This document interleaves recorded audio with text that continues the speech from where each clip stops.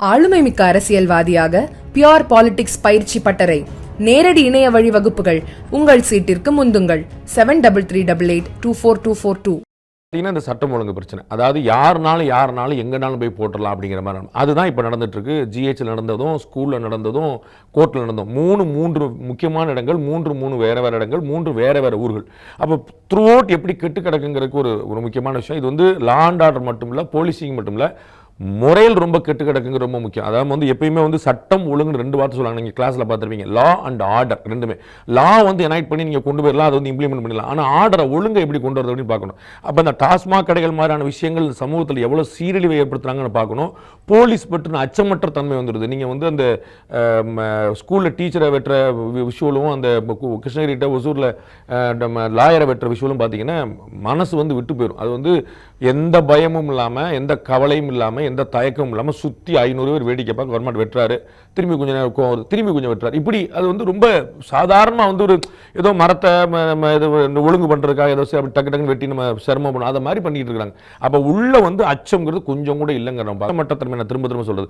அதற்கு அடிநாதமாக இருக்கிறது கட்டாயமாக டாஸ்மாக். நீங்கள் பார்த்துட்டீங்கன்னா தற்கொலையோ விபத்தோ கொலையோ இந்த குற்றச்சம்பவம் இந்த மூணுக்கு பின்னாடி ஏதோ ஒரு இடத்துல டாஸ்மாக் இருக்கும். ஒன்று குடிச்சிட்டு செய்வான், இல்லாட்டி குடிச்சு போட்டு விழுந்துருவான், இல்லாட்டி விழுந்து போய் விடுத்தனோட காலி பண்ணிடுவான், எவனா ஒருத்தன் குடிச்சிருப்பான். அந்த மாதிரி தொடர்ந்து நடக்குது. இது அரசாங்கம் எங்கேயாவது கொஞ்சமாவது யோசிச்சுட்டு ஏதாவது உருப்படியாக பண்ணாங்க நடக்கும். இல்லாட்டி வந்து இதெல்லாம் தடுக்க முடியுமான்னு தெரியல. ரொம்ப குரூரமான நிலைமையை நோக்கி போயிட்டு இருக்கு. வித்தவுட் எனி டவுட் கள்ளச்சாராயத்தை இன்னைக்கு ஒரு இடத்துல பிடிச்சிருக்காங்க. 2 பேரல் எடுத்திருக்காங்க. டியூபு, அலுமினிய சட்டி, கேஸ் சிலிண்டர், அடுப்பு, ஒரு பெரிய கிச்சனே வச்சிருக்காங்க. மெகா கிச்சன் ஏதோ சேனலில் போடுவாங்க, அந்த மாதிரி பெரிய கிச்சனே வச்சிருக்காங்க. 2 பேரல், 2 அடுப்பு, தரக்குள்ள போடுறதுக்கு இது அலுமினிய பாத்திரம், இரும்பு பாத்திரம், கேஸ் அடுப்பு, கமர்ஷியல் சிலிண்டர். நல்ல மனுஷன் டொமஸ்டிக் சிலிண்டர் யூஸ் பண்ணாமல் கமர்ஷியல் சிலிண்டர் யூஸ் பண்ணியிருக்கான். அவ்வளோ யூஸ் பண்ணிருக்காங்க. போனாங்களா, பிடிச்சாங்களா, ஒருத்தரோட இல்லையா, எல்லாரும் தப்பிச்சிட்டாங்களா. இன்னைக்கு நான் சொல்றேன், 60 பேர் மரணத்துக்கு பிறகு தமிழ்நாட்டில் கள்ளச்சாராயம் காய்ச்சல் தைரியம் ஒருத்தர் எப்படி வந்துச்சு? நீங்கள் பிடிச்சிங்க, நான் அப்ரிஷியேட் பண்ணுறேன். நான் திரும்ப முதல்ல இருந்து கேட்குறேன், அந்த தைரியம் எப்படி வந்துச்சுங்கிறது மட்டும்தான். அந்த கொலை நடந்துச்சு, கொலை செய்தவர்கள் குற்றச்சாட்டு பண்ணி கைது பண்ணிட்டீங்க. எனக்கு அதில் சந்தேகமே இல்லை, இன்னைக்கு நாளைக்கு பண்ணியிருப்பீங்க. அந்த தைரியம் எப்படி வந்துச்சுன்னு கேட்குறேன். அந்த அச்சமற்ற தன்மை எப்படி வந்துச்சு கேட்குறேன். அப்போ கள்ளச்சாராய மரணத்தை பார்த்து அத்தனை ஒரு பீதி வந்திருக்குமா இல்லையா? மதுராந்தகத்துலையும் செங்கல்பட்டுலையும் மரணம் நடந்துச்சு, விழுப்புரத்தில். அதுக்கப்புறம் திரும்ப ஒன்று கள்ளக்குறிச்சியில், இப்போ திரும்ப காய்ச்சினாங்க. அப்போ கள்ளச்சாராயம் காய்ச்சல் யாருக்கும் பயம் இல்லை.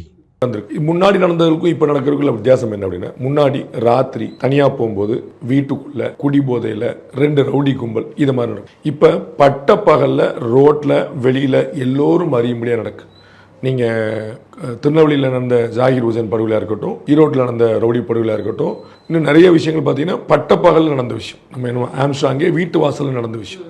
அப்போ வந்து முதல்ல நம்ம அடிக்கடி சொல்கிறது போல் என்ன நடக்குதுன்னா, இந்த அச்சமற்ற தன்மையை நிற்கும். முதல்ல பயம் இல்லை. ஒரு கொலை பண்ணலாமா, ஒரு கொள்ளையடிக்கலாமா, ஒரு பாலியல் ஒன்றிச்சலாமா அப்படின்னா வந்து போலீஸ் பிடிச்சிருவாங்களோ, நம்ம ஜெயிலுக்கு போக வேண்டியமோ அப்படிங்கிறது இல்லை. வர்றாங்க, கொள்றாங்க, நேராக அவங்களே சரண்டர் ஆயிடுறாங்க, இல்லாட்டி மாட்டிக்கிறாங்க 2 நாளில். அது வந்து குற்றவாளிகள் பிடிக்கப்படுறதுல வந்து இந்த ரேஷியோ ரொம்ப பியூட்டிஃபுல்லாக இருக்குது. அது வந்து ஒன்றும் பெரிய வித்தியாசம் இல்லை. 15 கொலைகள் நடந்துச்சு, 10 கொலைகளில் என்ன ஆச்சுன்னே தெரியலங்கிற நிலைமையில் 15 கொலையில் 14 கொலை வரைக்கும் பிடிச்சிடறாங்க. 1-2 தான் அந்த மாதிரி முன்ன பண்ணி. அப்போ இல்லாட்டி அவங்களே சரண்டர் ஆயிடுறாங்க. அப்போ என்னன்னா, இந்த கொலை பண்ணுறதுக்கான ஒரு அச்சமற்ற தன்மை. அப்போ இந்த சிஸ்டத்துலேயே ஒரு பெரிய சேஞ்ச் தேவைப்படும்.